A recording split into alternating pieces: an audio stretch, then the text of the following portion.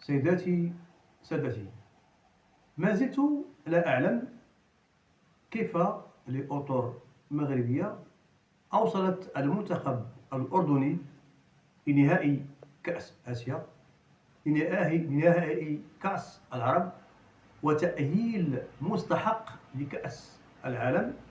وهذه الأحداث هي علامات فارقة في تاريخ الأردن الرياضي. ومع ذلك، أولا، الصحافة الأردنية ما زالت تصر على كره الأطر الوطنية، لكن من حسن الحظ أن الزاكي في الندوة الصحفية كان حاسما وأداب جليد أوهام هذه الصحافة عن طريق أجوبة مفحمة. ثانيا، المدرسة المغربية كانت ولا زالت مزرعة الأطر والنجوم. طعمت منتخب فرنسا بقدره وقضيضه بلاعبين محنكين وكذلك يملكون تجربة واسعة في شخص الحاج عبد بن مبارك، وكذلك أمير حديقة ملعب الأمراء حاج عبد الرحمن بن محجوب.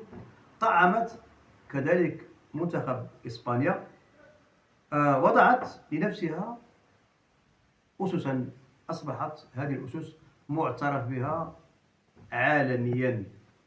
فأتساءل، لماذا الإصرار على حجب الشمس بالغربال؟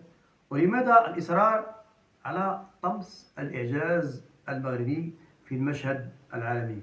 هناك للأسف الشديد بشر ثقافتهم دائما هي ثقافة الإنكار، وعندنا في المغرب هناك من لا زالوا يؤمنون بلو طارت معزة.